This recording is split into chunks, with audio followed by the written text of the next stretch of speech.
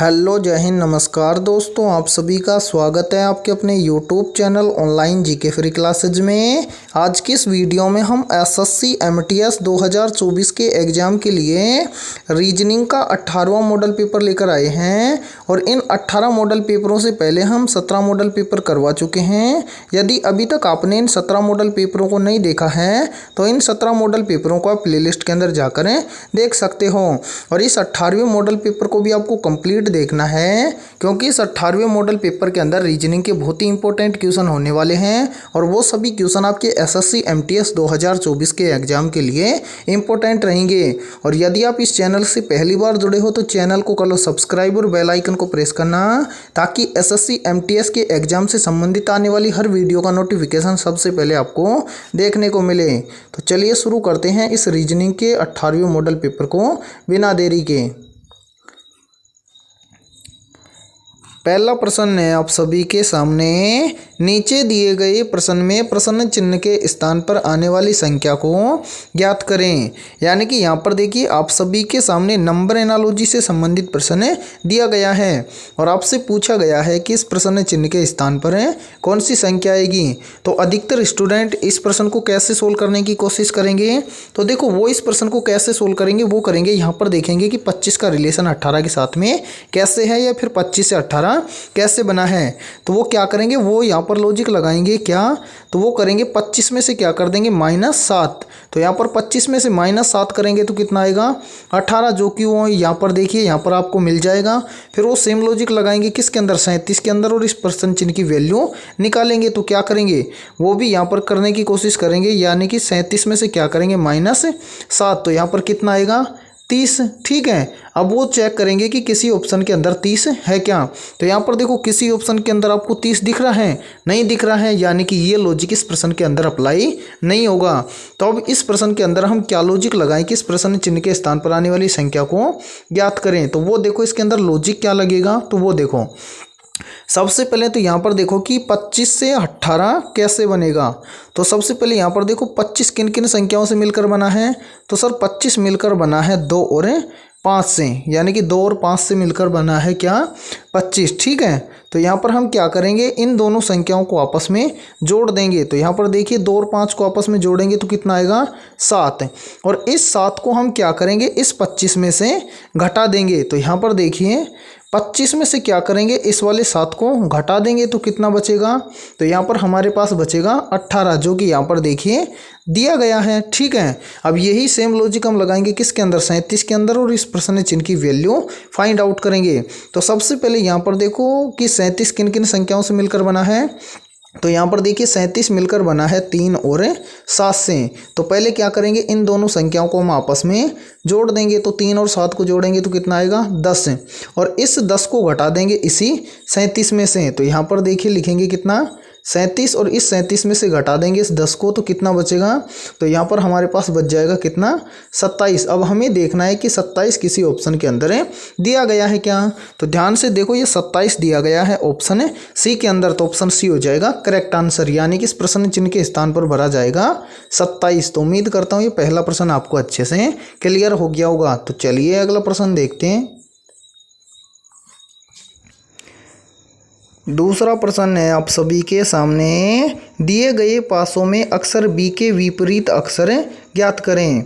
यानी कि यहाँ पर देखिए दूसरा प्रश्न आप सभी के सामने डाइस से संबंधित प्रश्न दिया गया है और आपसे पूछा गया है कि अक्षर बी के विपरीत सतह पर कौन सा अक्षर होगा। तो कैसे फाइंड आउट करेंगे, तो वो देखो जब भी आपको डाइस से संबंधित प्रश्न एग्जाम में देखने को मिले तो मात्र 2 से 3 सेकंड में आप उस प्रश्न का आंसर ज्ञात कर दोगे। कैसे, तो सबसे पहले यहाँ पर देखो, यहाँ पर आप सभी के सामने देखिए 3 डाइस दिए गए हैं। पहला डाइस, फिर यहाँ पर देखिए दूसरा डाइस, और फिर यहाँ पर देखिए ये है तीसरा डाइस। इस प्रकार से 3 डाइस यानी कि 3 5 से दिए गए हैं और पूछा गया है कि बी के विपरीत क्या होगा। तो इन तीनों डाइस के अंदर से आपको 2 डाइस ऐसे लेने हैं जिनके अंदर आपको कॉमन लेटर देखने को मिले, और उस यानी कि उन दोनों पासों के अंदर बी बी होना चाहिए, यानी कि बी का विपरीत हमें देखना है तो बी तो होगा ही किसी एक के अंदर। ठीक है, तो हम यहाँ पर ले लेंगे, यानी कि एक तो ले लेंगे पहला डाइस और एक ले लेंगे दूसरा डाइस। तो यहाँ पर देखिए पहले डाइस के अंदर बी तो है ही।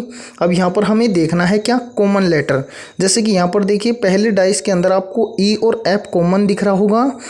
सेम इसी प्रकार से देखिए ऑप्शन बी यानी कि जो दूसरा डाइस है इसके अंदर भी आपको ई और एफ कॉमन देखने को मिल रहा है।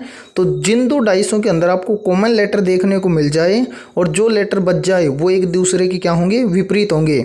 जैसे यहाँ पर बी बच गया पहले डाइस के अंदर और दूसरे के अंदर क्या बच गया, सी। तो यहाँ पर देखिए बी के विपरीत हो जाएगा क्या, सी। तो पूछा गया है कि दिए गए पासों में अक्षर बी के विपरीत अक्षर ज्ञात करें।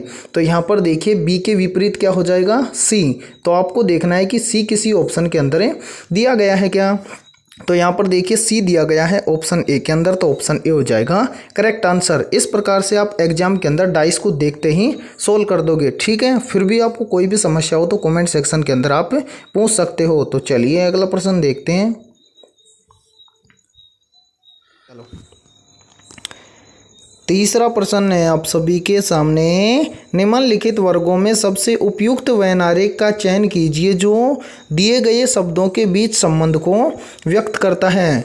यानी कि यहाँ पर देखिए तीसरा प्रश्न आप सभी के सामने वैनारिक से संबंधित प्रश्न दिया गया है और पूछा गया है कि बंगाली, यूनानी और दिया गया है स्पेनिश, यानी कि इन तीनों शब्दों का सही वैनारिक कैसा बनेगा। तो देखो वैनारिक से संबंधित प्रश्न आपको जब भी पूछा जाए तो कैसे सोल्व करना है। सबसे पहले तो यहाँ पर जितने भी शब्द दिए जाएं, यानी कि जिन शब्दों से हमें वैनारिक तैयार करना है तो उन शब्दों को हमें ध्यान से देखना है और ये पता लगाना है कि उन शब्दों के अंदर आपस में कोई रिलेशन है क्या। तो यहाँ पर देखिए सबसे पहले दिया गया है बंगाली, फिर दिया गया है यूनानी और फिर दिया गया है स्पेनिश। तो इन तीनों शब्दों के अंदर आपस में कोई रिलेशन है क्या। तो यहाँ पर देखिए बंगाली क्या है, एक भाषा है। इसी प्रकार से देखिए यूनानी क्या है, तो यूनानी भी एक भाषा है। और जो ये तीसरा है स्पेनिश, ये भी क्या है, एक भाषा है। लेकिन तीनों क्या हैं, अलग अलग हैं। तो इसके लिए सही वैनारिक कैसा बनेगा। तो यहाँ पर देखिए पहला गोला तो हम बनाएंगे किसके लिए, बंगाली के लिए। तो यहाँ पर हमारा पहला गोला बन जाएगा बंगाली के लिए। ठीक है, अब यहाँ पर देखिए दूसरा गोला, यानी कि बंगाली भाषा अलग है, फिर क्या है यूनानी, तो यूनानी भाषा क्या है, अलग है। तो बंगाली यानी कि जो बंगाली का आरेख है इससे क्या बनेगा, अलग बनेगा। तो यहाँ पर दूसरा गोला बनेगा यूनानी भाषा के लिए। फिर देखिए तीसरा क्या है स्पेनिश, तो स्पेनिश भाषा है, ये क्या है, अलग है। तो यहाँ पर तीसरा गोला बन जाएगा इस प्रकार से, यानी कि आपका सही वैनारिक बनेगा इस प्रकार से। अब आपको देखना है कि ऐसा वैनारिक आपको किस ऑप्शन के अंदर दिया गया है। तो ध्यान से देखो ये वैनारिक आपको दिया गया है ऑप्शन डी के अंदर, तो ऑप्शन डी हो जाएगा सभी का करेक्ट आंसर। यानी कि यहाँ पर समझो जो ये पहला गोला है यहाँ पर ये किसको दर्शा रहा है, ये दर्शा रहा है आपके बंगाली भाषा को। इसी प्रकार से देखिए जो ये दूसरा गोला है ये दर्शा रहा है किसको, यूनानी भाषा को। और जो ये तीसरा गोला है ये किसको दर्शा रहा है, ये दर्शा रहा है स्पेनिश भाषा को। और तीनों भाषाएं क्या हैं, अलग अलग हैं, इसलिए कहाँ पर रखी गई हैं, अलग अलग। तो यहाँ पर आपका राइट आंसर हो जाएगा ऑप्शन डी। तो उम्मीद करता हूँ कि ये तीसरा प्रश्न भी आपको अच्छे से क्लियर हो गया होगा। तो चलिए अगला प्रश्न देखते हैं। चौथा प्रश्न है आप सभी के सामने, निम्नलिखित श्रृंखला श्रेणी में प्रश्न चिन्ह के स्थान पर कौन सी संख्या आएगी। यानी कि यहाँ पर देखिए चौथा प्रश्न आप सभी के सामने सीरीज यानी कि श्रृंखला से संबंधित प्रश्न दिया गया है और पूछा गया है कि इस प्रश्न चिन्ह के स्थान पर कौन सी संख्या आएगी। तो आपको क्या करना है, इस वीडियो को रोकना है और अपने स्तर से इस प्रश्न को सोल्व करके कॉमेंट सेक्शन के अंदर कॉमेंट करना है कि इस प्रश्न चिन्ह के स्थान पर कौन सी संख्या आएगी। और देखो ऐसे ही प्रश्न एसएससी एमटीएस के एग्जाम के अंदर पूछे जाते हैं। तो जिस भी अभ्यर्थी ने इस प्रश्न का आंसर सबसे पहले दिया है तो उसका सिलेक्शन एसएससी एमटीएस के अंदर कोई भी नहीं रोक पाएगा। ठीक है, तो यहाँ पर देखिए इस प्रश्न को हम कैसे सोल्व करेंगे एग्जाम के अंदर। तो वो देखो सबसे पहले तो यहाँ पर हमें सीरीज को देखना है कि सीरीज में हमें क्या क्या दिया गया है। तो सीरीज में हमें दिया गया है 3, फिर दिया गया है 6, फिर दिया गया है 18, फिर दिया गया है 90, फिर दिया गया है 630। और 630 के बाद में हमसे पूछा गया है कि इस प्रश्न चिन्ह के स्थान पर क्या आएगा। तो कैसे फाइंड आउट करेंगे, तो वो देखो सबसे पहले तो यहाँ पर देखो 3 से कितना हुआ है 6, तो 3 से 6 कैसे होगा। तो यहाँ पर देखिए यदि हम क्या करें 3 का गुणा कर दें किसके साथ में, 2 के साथ में, तो कितना हो जाएगा 6। ठीक है, फिर देखिए 6 से कितना हुआ है 18। तो 6 से 18 कैसे होगा, तो यहाँ पर देखिए यदि हम गुणा कर दें 6 का किसके साथ में, 3 के साथ में, तो यहाँ पर कितना हो जाएगा 18। ठीक है, फिर सेम इसी प्रकार से देखिए 18 से कितना हुआ है 90। तो 18 से 90 कैसे बनेगा, तो यहाँ पर देखिए यदि हम गुणा कर दें 18 का किसके साथ में, 5 के साथ में, तो यहाँ पर कितना हो जाएगा 18 पंजे 90। ठीक है, फिर सेम इसी प्रकार से देखिए 90 से कितना हुआ है 630। तो यहाँ पर देखिए 90 से 630 कैसे होगा, तो यहाँ पर देखिए यदि हम गुणा कर दें 90 का किसके साथ में, 7 के साथ में, तो यहाँ पर 90 इंटू 7 करेंगे तो यहाँ पर कितना हो जाएगा, तो यहाँ पर हो जाएगा हमारे पास कितना 630। ठीक है, अब यहाँ पर हमें बताना है कि 630 के बाद में यहाँ पर क्या आएगा। तो सबसे पहले तो ध्यान से देखो यहाँ पर हुआ क्या है, यानी कि 3 से 6 लाने के लिए क्या किया, तो 3 से 6 लाने के लिए पहले 3 का गुणा किया किसके साथ में, 2 के साथ में। फिर देखिए 6 से 18 लाने के लिए क्या किया, तो 6 का गुणा किया किसके साथ में, 3 के साथ में। यहाँ पर देखिए जो मैं संख्या लिख रहा हूँ उसको ध्यान से देखो, 6 से 18 लाने के लिए क्या किया, 6 का गुणा 3 के साथ में। ठीक है, कितना आया 18। फिर देखिए 18 से 90 लाने के लिए क्या किया, तो 18 का गुणा किया किसके साथ में, 5 के साथ में, तो कितना आया 90। फिर देखिए 90 से 630 लाने के लिए क्या किया, तो यहाँ पर देखिए 90 का गुणा किया किसके साथ में, 7 के साथ में, तो कितना आया 630। ठीक है, अब हमसे पूछा गया है कि 630 के बाद में यहाँ पर क्या आएगा। तो यहाँ पर देखो, यहाँ पर जो संख्या है इसको ध्यान से देखो आप, पहले क्या आया है 2, फिर क्या आया है 3, फिर क्या आया है 5 और फिर क्या आया है 7। तो यहाँ पर देखिए यानी कि हम 630 का गुणा किस संख्या के साथ में करें कि यहाँ पर इस प्रश्न चिन्ह की वैल्यू आ जाए। तो यहाँ पर देखिए जो 2, 3, 5, 7 ये सभी संख्याएं दी गई हैं, ये सारी की सारी क्या हैं, अभाज्य संख्याएं हैं। ठीक है, अब यहाँ पर 7 के बाद में कौन सी अभाज्य संख्या आएगी, तो वो देखो, तो 7 के बाद में कौन सी अभाज्य संख्या आती है, तो 7 के बाद में अभाज्य संख्या आती है 11। यानी कि 630 का गुणा यदि हम 11 के साथ में कर दें तो इस प्रश्न चिन्ह की वैल्यू निकल कर आ जाएगी। तो यहाँ पर देखिए, यहाँ पर हम क्या करेंगे, यहाँ पर दिया गया है कितना 630 और इस 630 का गुणा हम करेंगे किसके साथ में, 11 के साथ में। तो यहाँ पर देखिए कितना आएगा, तो देखिए 11 का गुणा 0 से करेंगे, तो 11 का गुणा 0 से करेंगे तो कितना आएगा 0। फिर देखिए 11 का गुणा 3 से करेंगे तो कितना आएगा, 11 3 33, तो यहाँ पर 33 का हो जाएगा 3, हासिल कितना हो जाएगा 3।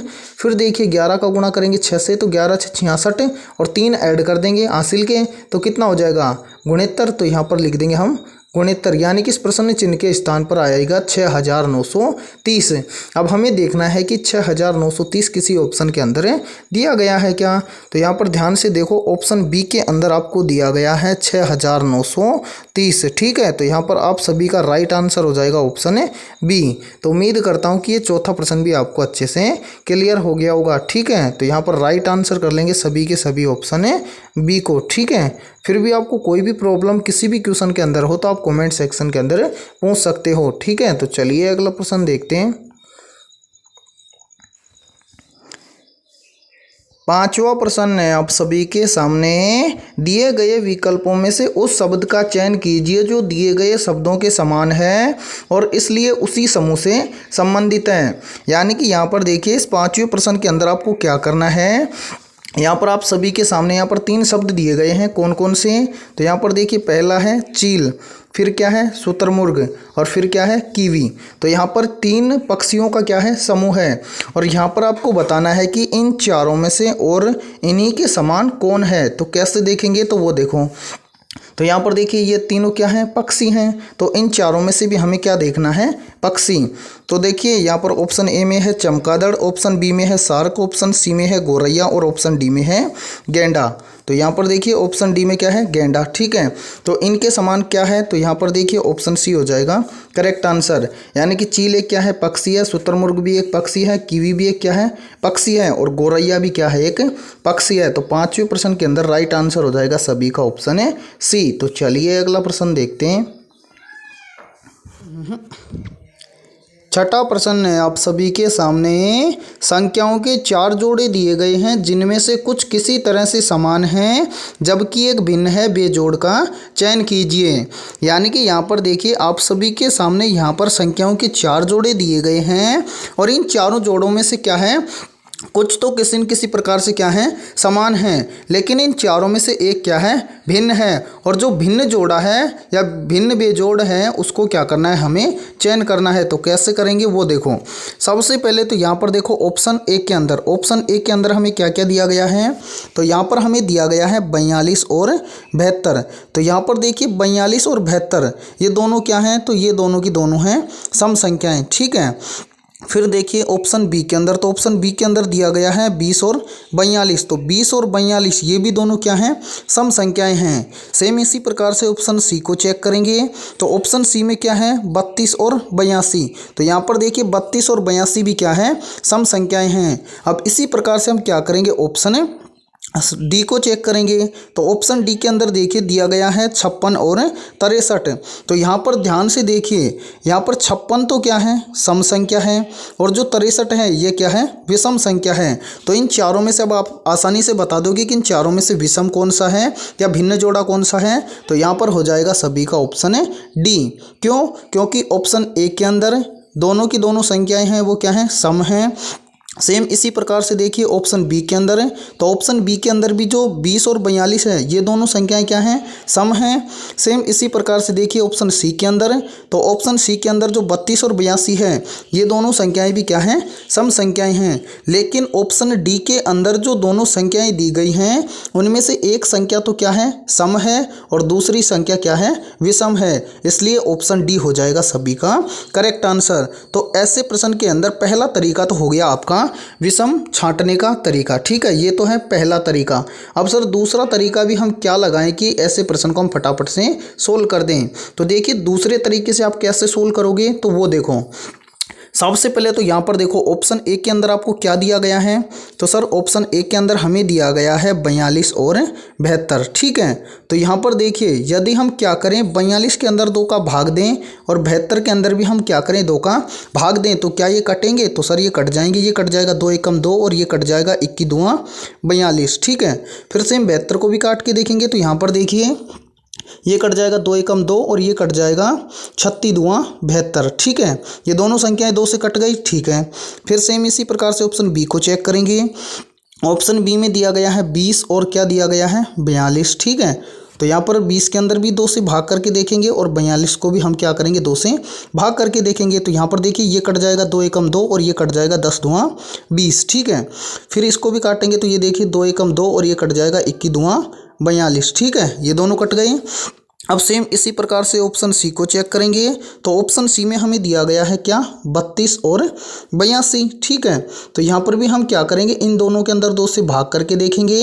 तो यहाँ पर देखिए क्या ये कटेंगे, तो ये कट जाएगा 2 एकम 2 और ये कट जाएगा 16 दूना 32, ठीक है। अब ये भी यहाँ पर भी काट के देखेंगे। तो यहाँ पर देखिए 2 एकम 2 और ये कट जाएगा 82, तो यहाँ पर हो जाएगा 41 दूना 82, ठीक है। अब सेम इसी प्रकार से ऑप्शन डी को चेक करेंगे। तो ऑप्शन डी में हमारे पास क्या क्या है, तो ऑप्शन डी में है सर 56 और क्या है 63। तो यहाँ पर देखिए कितना है 63। तो यहाँ पर देखिए इन दोनों संख्याओं को भी हम 2 से काट के देखेंगे। तो यहाँ पर देखिए यदि हम 2 को काटें यानी कि 2 एकम 2 और इसको काटें तो यहाँ पर हो जाएगा 28 दूना 56। लेकिन यहाँ पर देखिए ये तो कट जाएगा 2 एकम 2, लेकिन 63 यहाँ पर नहीं कटेगा। तो इन चारों से अब अलग आप बता सकते हो कि 4 में से भिन्न कौन सा है। यानी कि ऑप्शन ए की दोनों संख्याएं 2 से कट गई, हाँ सर कट गई। ऑप्शन बी के अंदर दोनों संख्याएं 2 से कट गई, तो दोनों संख्याएं कट गई। ऑप्शन सी के अंदर जो 32 और 82 है तो ये दोनों संख्याएं भी 2 से कट गई। लेकिन जो ऑप्शन डी है, इस ऑप्शन डी के अंदर केवल एक संख्या ही 2 से कटी है और दूसरी संख्या 2 से नहीं कटी है। तो इसलिए भी ऑप्शन डी क्या हो जाएगा, भिन्न हो जाएगा। तो उम्मीद करता हूँ कि छठा प्रश्न आपको बहुत अच्छे से क्लियर हो गया होगा और ये दोनों तरीके आपको बेस्ट लगे होंगे। तो जल्दी से इस वीडियो को एक बार लाइक कर दो और चैनल पर यदि आप पहली बार जुड़े हो तो चैनल को कर लो सब्सक्राइब और बेल आइकन को प्रेस करना, ताकि ऐसे ही वीडियो का नोटिफिकेशन आपको सबसे पहले देखने को मिले। तो चलिए अगला प्रश्न देखते हैं। चलिए 7वां प्रश्न है अब सभी के सामने। नीचे दी गई श्रृंखला में प्रश्न चिन्ह के स्थान पर आने वाले अक्षर को ज्ञात करें। यानी कि यहाँ पर देखिए 7वां प्रश्न आप सभी के सामने लेटर सीरीज से संबंधित प्रश्न दिया गया है और आपसे पूछा गया है कि इस प्रश्न चिन्ह के स्थान पर कौन सा अक्षर आएगा। तो कैसे फाइंड आउट करेंगे, तो वो देखो। सबसे पहले तो हमें सीरीज में देखना है कि कौन कौन से लेटर दिए गए हैं। तो यहाँ पर हमें दिया गया है बी, सी, ई और क्यू। तो यहाँ पर हम इस बीच वाले यानी कि इस क्वेश्चन चिन्ह के स्थान पर आने वाले लेटर को कैसे ज्ञात करेंगे, तो वो देखो सबसे पहले तो यहाँ पर जितने भी लेटर दिए गए हैं उनका हमें क्या करना है, नंबरिंग करना है। तो यहाँ पर देखिए बी कितने नंबर पर आता है, तो बी आता है 2 नंबर पर, सी आता है 3 नंबर पर और ई आता है 5 नंबर पर। सेम इसी प्रकार से देखिए क्यू कितने नंबर पर आता है, 17 नंबर पर। ठीक है, अब हम क्या करेंगे, तो यहाँ पर देखिए इस प्रश्न को 90% स्टूडेंट किस प्रकार से सोल्व करने की कोशिश करेंगे, तो वो यहाँ पर देखिए क्या करेंगे, वो यहाँ पर देखेंगे कि बी से कितना हुआ सी, यानी कि 2 से कितना हुआ 3, तो यहाँ पर क्या हुआ है +1। फिर देखिए सी से क्या हुआ है ई, तो यहाँ पर 3 से क्या हुआ है 5, तो यहाँ पर देखिए 3 से 5 यानी कि यहाँ पर क्या हुआ है +2। तो यहाँ पर देखिए ई से इस प्रश्न चिन्ह के स्थान पर आने वाले अक्षर को ज्ञात करेंगे, तो यहाँ पर क्या हुआ +1, फिर क्या हुआ +2, फिर क्या कर देंगे वो +3। तो 5 के अंदर 3 को ऐड करेंगे तो कितना आएगा 8, और 8 नंबर पर कौन सा लेटर आता है, तो सर 8 नंबर पर आता है एच, यानी कि वो इस प्रश्न चिन्ह के स्थान पर क्या करेंगे एच को भर देंगे और यहाँ पर ऑप्शन ए को राइट कर देंगे, जो कि आपका क्या हो जाएगा गलत। क्यों हो जाएगा वो देखो, क्योंकि इस सीरीज को हमें आगे भी चेक करना है। तो यहाँ पर एच कितने नंबर पर आता है 8 नंबर पर। अब यहाँ पर देखिए कि एच से यहाँ पर क्यों आएगा, क्या पहले क्या हुआ +1, फिर क्या हुआ +2, फिर क्या हुआ +3, तो आगे कितना होना चाहिए +4। तो यहाँ पर देखिए एच आता है 8 नंबर पर और 8 के अंदर 4 को ऐड करेंगे तो कितना हो जाएगा 8 और 4 12, और 12 नंबर पर कौन सा लेटर आता है, तो 12 नंबर पर सर आता है एल, यानी कि यहाँ पर क्यू के स्थान पर क्या आता एल। तो ये सीरीज आपकी होती राइट, लेकिन इस प्रकार से ये हो जाएगा आपका गलत आंसर। इसलिए मैं बोल रहा था कि 90% स्टूडेंट इस प्रश्न को गलत करेंगे। तब आप ऐसे प्रश्न को एग्जाम में कैसे सोल्व करोगे सही तरीके से, तो वो देखो। सबसे पहले तो यहाँ पर हमें जो ये सीरीज दी गई है, इस सीरीज के अंदर जो भी लॉजिक लगेगा वो कंप्लीट सीरीज के अंदर लागू होता है। तो यहाँ पर देखिए सबसे पहले तो हम क्या करेंगे, इस प्रश्न चिन्ह की वैल्यू या अब इस प्रश्न चिन्ह के स्थान पर आने वाले अक्षर को ज्ञात करने के लिए तो यहाँ पर हम करेंगे सभी का नंबरिंग। तो बी आता है 2 नंबर पर, सी आता है 3 नंबर पर, ई आता है 5 नंबर पर और क्यू आता है 17 नंबर पर। अब यहाँ पर देखिए हम क्या लॉजिक लगाएंगे, तो वो देखो सबसे पहले तो बी से क्या हुआ है सी, तो यहाँ पर 2 से क्या हुआ है 3, तो यहाँ पर क्या हुआ है +1। ठीक है, फिर यहाँ पर देखिए सी से क्या हुआ है ई, तो यहाँ पर सी से ई हुआ है। ठीक है, तो सी से ई कैसे होगा, तो यहाँ पर देखिए सी के अंदर +2 करेंगे तो कितना हो जाएगा 5, यानी कि सी आता है 3 पर और ई आता है 5 पर, तो यहाँ पर क्या हुआ है +2। ठीक है, अब यहाँ पर ई से हमें इस प्रश्न चिन्ह के स्थान पर आने वाले लेटर को ज्ञात करना है। तो सबसे पहले यहाँ पर देखिए दूसरा लॉजिक हम क्या लगाएं कि इस प्रश्न चिन्ह की वैल्यू निकालें। तो पहले क्या हुआ +1, फिर क्या हुआ +2, तो इन दोनों अक्षरों को आप ध्यान से देखो पहले, यानी कि यहाँ पर देखिए 1 है, फिर क्या है 2, तो यहाँ पर देखिए 1 का क्या हुआ है ये 2 गुना, तो यहाँ पर हम आगे क्या करेंगे 2 का 2 गुना, तो 2 का 2 गुना कितना होता है 4, तो यहाँ पर हम करेंगे +4।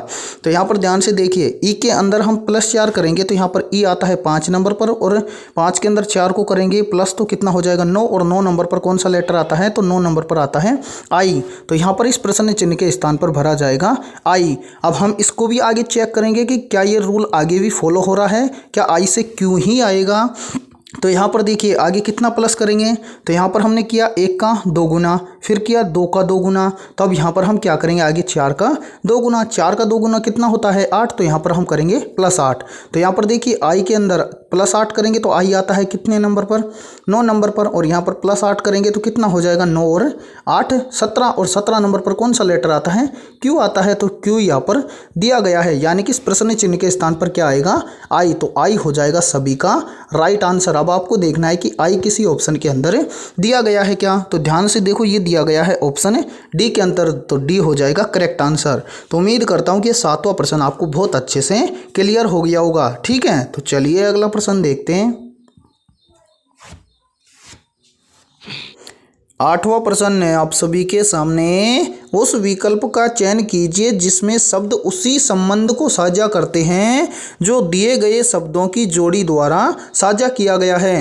यानी कि यहाँ पर आपको क्या करना है, ऐसे प्रश्न को एग्जाम में कैसे सोल्व करना है, तो सबसे पहले जो यहाँ पर आप सभी के सामने जो ये वाला जोड़ा दिया गया है, इस जोड़े के अंदर आपको क्या करना है, संबंध देखना है कि यहाँ पर भोजन और बावर्ची में क्या संबंध है, यानी कि जिस प्रकार से इन दोनों में जो संबंध है सेम वही जोड़ा इन चारों में से आपको क्या करना है, छांटना है। ठीक है, कैसे, तो यहाँ पर देखिए पहला तो क्या है, यहाँ पर भोजन है और फिर क्या है, बावर्ची है। तो भोजन और बावर्ची में क्या संबंध है, तो यहाँ पर देखिए जो बावर्ची होता है ये क्या करता है, भोजन बनाता है। ठीक है, अब ऐसा ही तरीका हमें क्या करना है, इन चारों शब्दों में देखना है।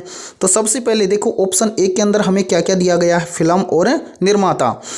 तो यहाँ पर हमें इस प्रकार से नहीं देखना है, ऐसे हमें नहीं देखना है, हमें देखना है किस प्रकार से, इस प्रकार से, यानी कि जिस प्रकार से बावर्ची होता है ये किसको तैयार करता है, भोजन को, या क्या करता है, भोजन बनाता है।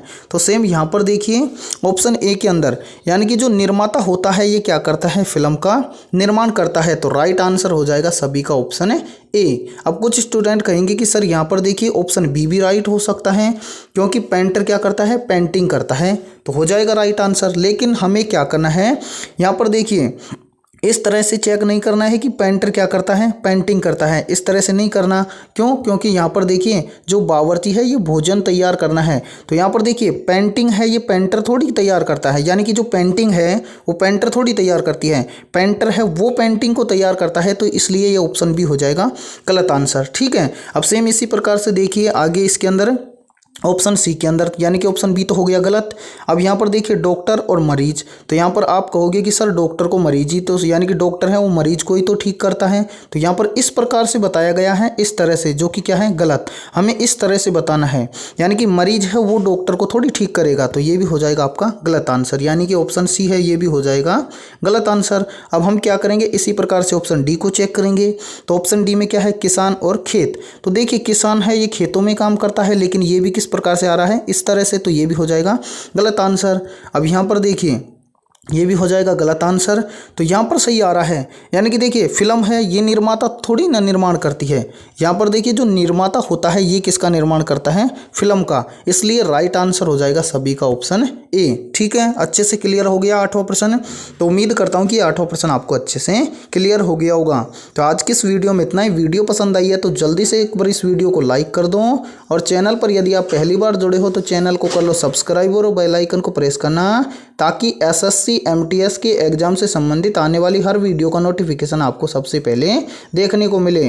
और आपके जितने भी दोस्त एसएससी एमटीएस एग्जाम 2024 की तैयारी करते हैं तो उनके पास भी इस वीडियो को ज़्यादा से ज़्यादा शेयर करें। और आज की इस वीडियो में हमने रीजनिंग के 8 बहुत ही इंपॉर्टेंट क्वेश्चन करवाए हैं। तो इन 8 में से आपके कितने क्वेश्चन सही हुए हैं सभी को कॉमेंट सेक्शन के अंदर कॉमेंट करना है। और जिस भी अभ्यर्थी के 8 में से 7+ प्रश्न सही हुए हैं तो उनकी तैयारी बेहतर है। और कल मिलते हैं फिर ऐसे ही इंपॉर्टेंट क्वेश्चनों के साथ 7:30 बजे।